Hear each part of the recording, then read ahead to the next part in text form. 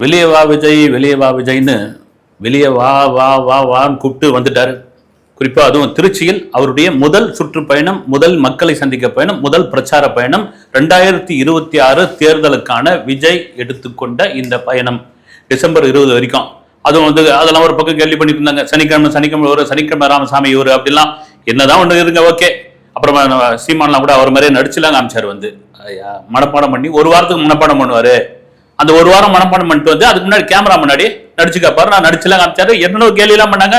இன்னொரு பக்கம் ஆதரவு ஒரு பக்கம் குடிக்கிட்டே இருக்கு. வந்து திரும்ப வந்து நான் இவரோட கூட்டணி வச்சிருப்பேன் வாழ்த்து சொல்லியிருக்காங்க. பாரிவேந்தர் அவர் வாழ்த்து சொல்லியிருக்காரு. கிருஷ்ணசாமி வந்து கூட்டணி வச்சு போன்னு இருக்காரு.